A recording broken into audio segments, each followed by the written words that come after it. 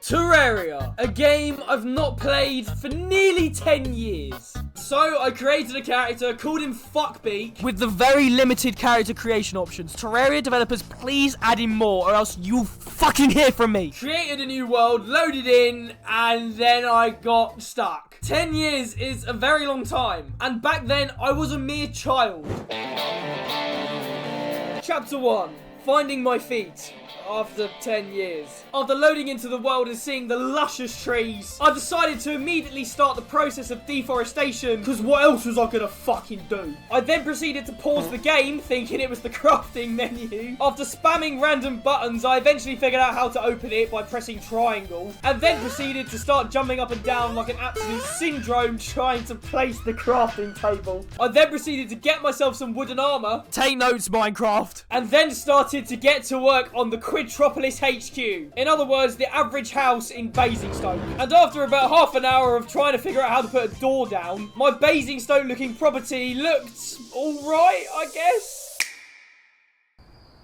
Problem 1. It got dark. And my guide has a vengeance. And autism. As the night drew in, I came up with a foolproof plan. I would stand on the left side of my house, just swinging my axe randomly, while the back door would be shut and nothing could get in. Absolute genius. But while I was swinging at the door, my guide proceeded to get bonked on the head by an eyeball, and then my Pookie did this, and I'm just gonna let the clip play. And it's good to see I handled this situation nice and calmly. Oh, and the tutorial guy is bringing all of these zombies into my house. I mean, this game would be a lot more fun if this absolute weapon of a tutorial man didn't bring shit in my house. Because this melt left the back door open, I died, and I was very calm about that as well. Fuck off! Honestly, just fuck off. This game is a joke. It's not even the game, it's the tutorial guy. And this happened numerous times. Oh. And I died because this guy's a nonce.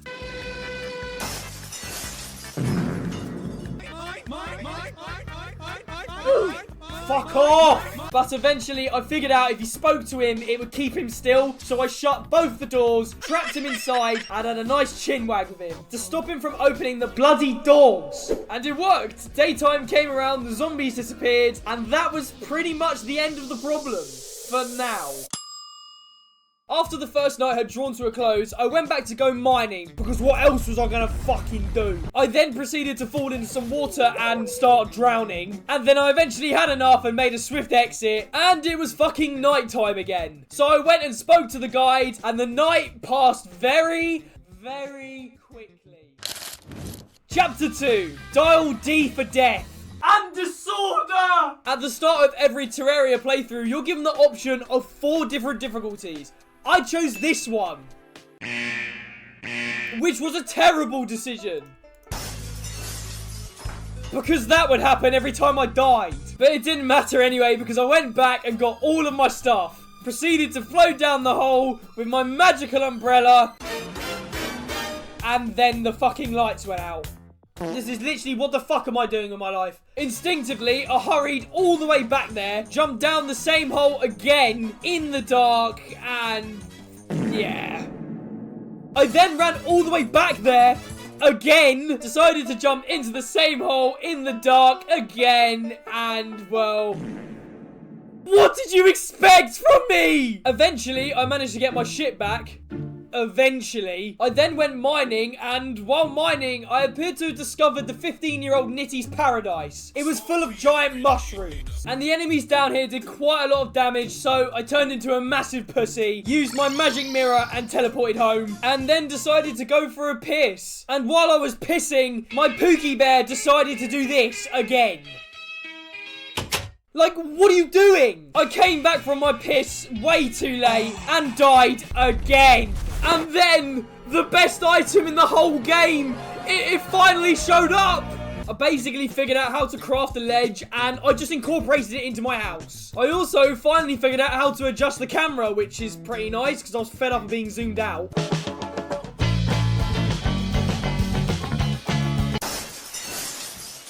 I wasn't actually that angry this time, as off camera I'd done a little bit of meddling. Earlier on, I mentioned how I picked this difficulty, and it was just fucking me over, because this bullshit would happen.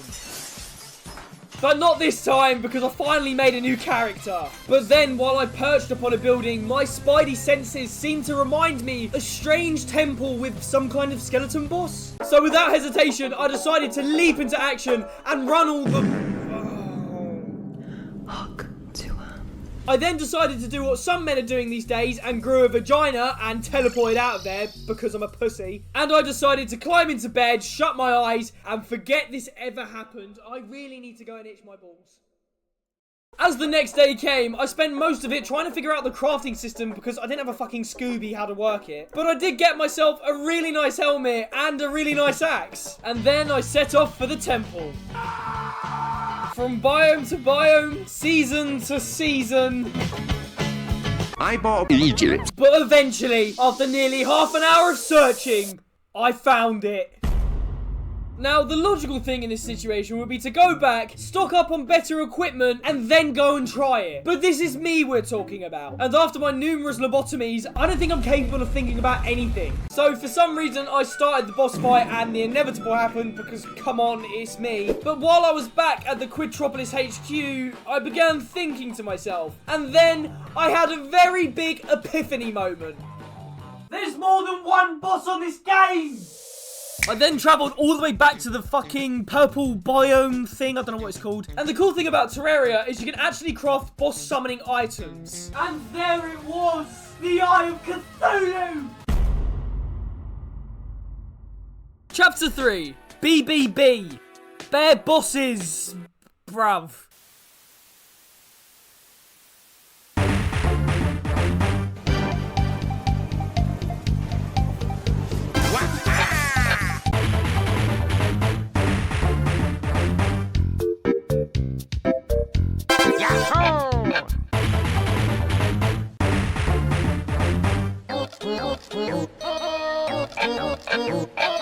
Bye-bye.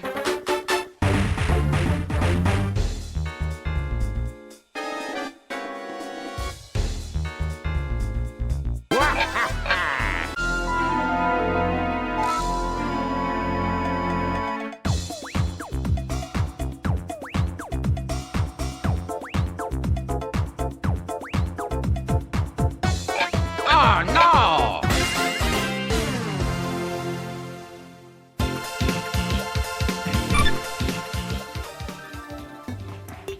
What was I supposed to do? At this point, I was quite frustrated, so I jumped into bed and pretended this never, ever happened.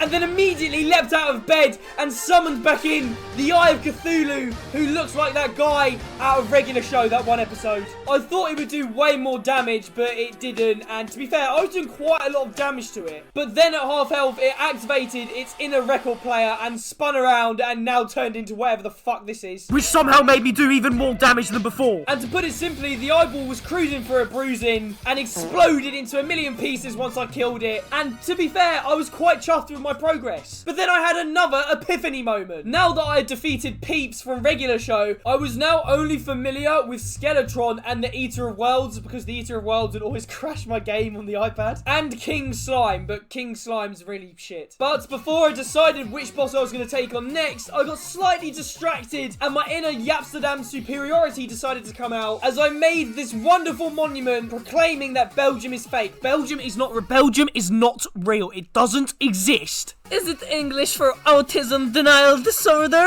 I'm not doing that again. I'm never ever doing that again. So after proclaiming that Belgium is not real, I mean, you should already know that, I decided to settle on taking out King Slime. I mean, come on, he's literally the easiest one in the game. So I jumped back down into the boss crafting area and I went and crafted the Slime Crown. Went back to Quidtropolis and summoned in this absolute force of nature. And I was slicing through him like a knife through butter. Look at this damage. It's... Uh-oh. Yeah, maybe I should keep an eye on my health a little bit more. And then I forgot to craft another one, so I had to run all the way back to the boss crafting area and went and crafted another slime crown because I completely forgot to do it. Took him over to the Belgium is fake location and just proceeded to smack the shit out of him, but I wasn't really doing a lot of damage. And after running away and healing, I realized I was using the wrong healing potion and he fucking killed me again. Fuck.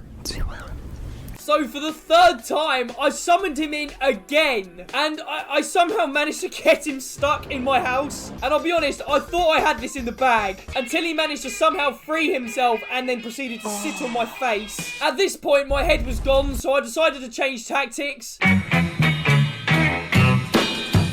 I was gonna try and get him stuck in my house and then use a bow and arrow, but that didn't work. So I had to resort to using a bow and arrow and just running away. And eventually, my pussy tactic worked, and King Slime was defeated at last. That took so fucking long. So that's 2 bosses down, 2 to go. Eater of Worlds and Skeletron. And in order to summon him in, you need to break these blobs under the floor. So I channeled my inner Osama bin Laden and started blowing up. Oh, God. And started throwing explosives on the floor trying to blow them up. And after I broke the 3rd one, it was summoned in. And I actually forgot how long this boss was. Look how long this boss is. No wonder my shitty little iPad had trouble running this. And then I quickly realized that this boss was a piece of piss. I was absolutely demolishing him. I even stood up and hit the Bellingham celebration. I was that comfortable in this fight. And after about 5 minutes, the Eater of Worlds was eating his own shorts because the prick was dead. I then proceeded to simultaneously whip and no.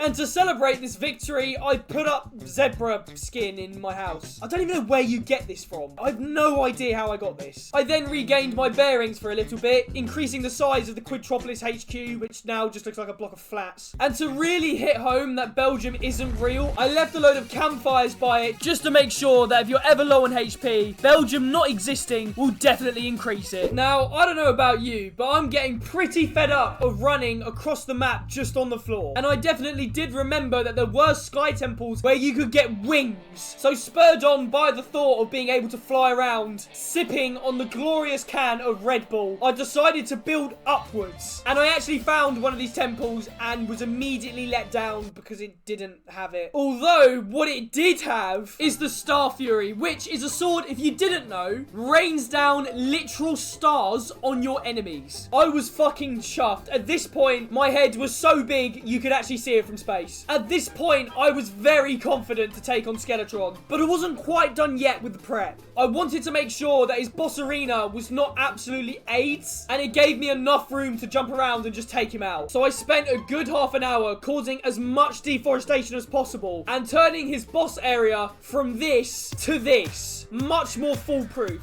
Well, Quidlad proof, but anyway. I got as many campfires as possible to regenerate as much health as possible. Tell me one negative thing about a campfire on this game. You literally can't. And with his boss area Quidlad proof, I spoke to the old hippie bastards, and Skeletron emerged from his body. It was quite disturbing.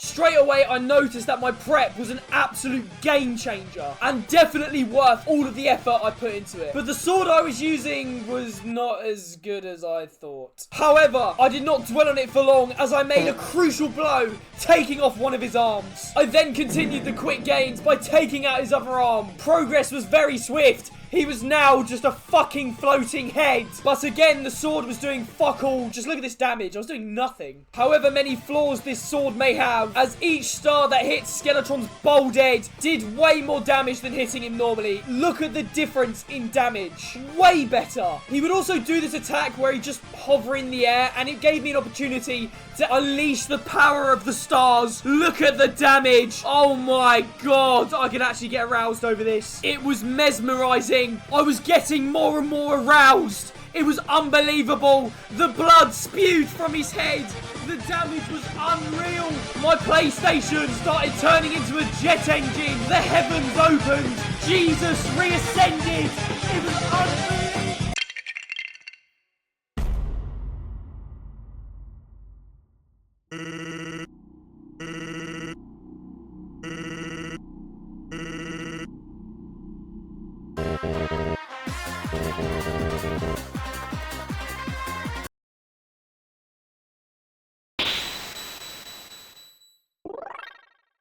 After being traumatized with the ghost of JFK, I climbed into bed and pretended this whole thing never, ever happened.